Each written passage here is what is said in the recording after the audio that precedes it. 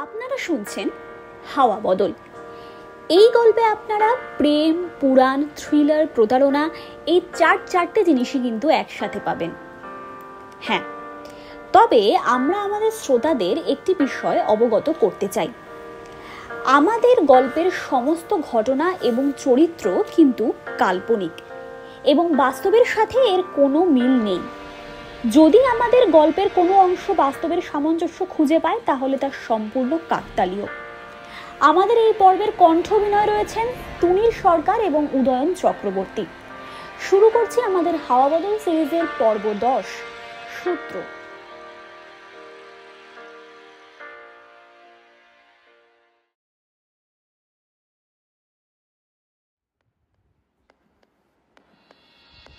পরের দিন কমিশনারের ঘরে অর্জুন গিয়ে পা ঠুকে স্যালিউট জানালো। বাইরের আকাশে তখন কালো মেঘের ঘনঘটা, বৃষ্টিও হয়তো শুরু হয়েছে। কিন্তু লালবাজারের নির্দিষ্ট শাখার নির্দিষ্ট ঘরে কমিশনার সাহেব চন্দ্রচূড় সেন এবং অফিসার অর্জুন চ্যাটার্জির মধ্যে তখন চলছে এক গভীর কথোপকথন। তাদের সময় বা আমেজ নেই বাইরের বৃষ্টি দেখার। কমিশনার বললেন, সমাধানের কাজ কিছু কি এগোলো? অর্জুন বলল, স্যার, বলতে পারেন রহস্যের জট একটু ছাড়াতে পেরেছি। এমন একটা সূত্র পেয়েছি যেটার পেছনে অনেক অনেক অমীমাংসিত রহস্য রয়েছে।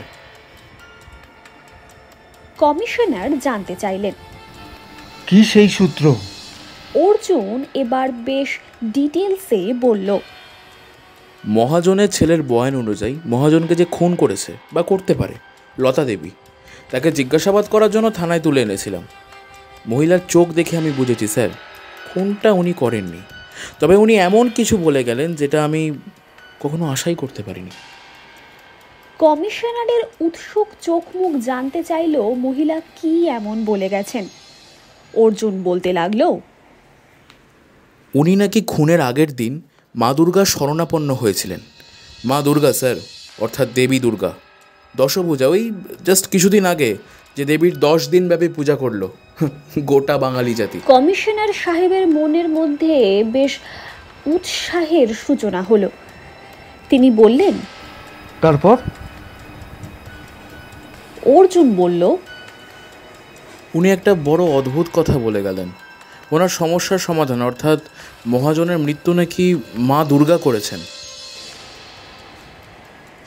কমিশনার অর্জুনের কথায় কিছুতেই সহমত হলেন না। তিনি এবার বেশ গম্ভীরভাবে বিরক্তি সহকারে বললেন, উনি কি তামাশা করলেন নাকি? অর্জুন বলল, এটাই তো স্যার, কিন্তু ওনার চোখে ভয়ঙ্কর ভক্তি, যেন উনি দৃঢ় বিশ্বাস করেন যে মা দুর্গাই মহাজনকে খুন করেছে। শেষের দিকে তো উনি এতটাই রেগে গেল যে উনি আর কোনো কথাই বললেন না। উনি বয়স্ক মহিলা স্যার, তাই ওনাকে টর্চার করাটা ঠিক হবে না দেখে আমি আর কিছু বলিনি। কমিশনার সাহেবের চোখে অসম্পূর্ণতার আক্ষেপ ধরা পড়ল। অর্জুন বলল, কিন্তু আমি আপনাকে বলতে পারি স্যার, ওনার বিশ্বাসই কিন্তু শেষ কথা নয়। ওনার চোখে খুনি ঈশ্বর হতে পারেন। ওনাকে পরিত্রাণ করতে পরিত্রাণ কথাটা উচ্চারণ করার সাথে সাথে অর্জুনের মনে পড়ল সেই স্তোত্রের কথা যেখানে পরিত্রাণ কথাটা উল্লেখ করা হয়েছে। অর্জুন অঙ্ক সমাধানের পথে এক ধাপ এগোনোর উচ্ছ্বাস দেখিয়ে বলল, স্যার, আমি শিওর নেতার ছেলেকে যে খুন করেছে বাকি দুটো খুনও সেই করেছে। উনি আইনের চোখে ঈশ্বর নয়। এই দুর্গা নামটার পেছনে অনেক অনেক রহস্য রয়েছে। এর তল অনেক গভীর। খুনি পুরাণ, মানুষের বিশ্বাস এবং বুদ্ধি, তিনটে জিনিসকে খুব ভালোভাবে সে ব্যবহার করছে এবং নিঃসন্দেহে সে একজন সিরিয়াল কিলার। এই দুর্গা নামটা নিয়ে খুনি তার কাজ করছে। কিন্তু কে এই রহস্যময় বা রহস্যময়ী? তখনই কমিশনার বাবু অর্জুনকে আটকে দিলেন। বললেন, আমার মনে হয় না অর্জুন, একটা মেয়ের মাথায় এরকম সিরিয়াল কিলিংয়ের কুবুদ্ধি আসবে। আমার মনে হয় কোনো ছেলে ধরা পড়ার ভয়ে নাম পাল্টে ফেলতে পারে। অর্জুন কমিশনার চন্দ্রচূড়ের দিকে তাকালেন। চন্দ্রচূড় আবারও বললেন, আমার মনে হয় কোনো ছেলে ধরা পড়ার ভয়ে নাম পাল্টে ফেলতে পারে। অর্জুন বলল, খুনি যেই হোক স্যার, ধরা তাকে পড়তেই হবে। অর্জুনের আত্মবিশ্বাস দেখে আবারও মুগ্ধ হলেন কমিশনার সাহেব। তিনি বললেন, রহস্যের জ্বর যখন একটু একটু করে ছাড়াতে শুরু করেছো, তখন সমাধানের পথে এগিয়ে যাও অর্জুন। জানি তোমার মতো অফিসারকে কিছুই বলার অপেক্ষা রাখে না, তাও একটা অফিসিয়াল আদেশ আমার তরফ থেকে থাকলো।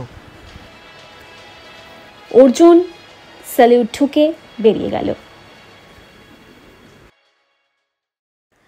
আমাদের গল্প ভালো লেগে থাকলে ভিডিওটিকে লাইক করতে ভুলবেন না।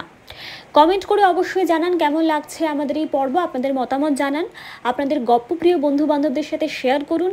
আর হ্যাঁ, অবশ্যই সাবস্ক্রাইব করে পাশে থাকুন, কারণ আপনাদের একটি সাবস্ক্রিপশন আমাদেরকে আরও অনেক নতুন নতুন কাজ করতে উদ্বুদ্ধ করে এবং আমরা ভবিষ্যতে আপনাদের জন্য আরও অনেক ভালো ভালো কন্টেন্ট আনতে চলেছি। সাবস্ক্রাইব করে পাশে থাকুন। ধন্যবাদ।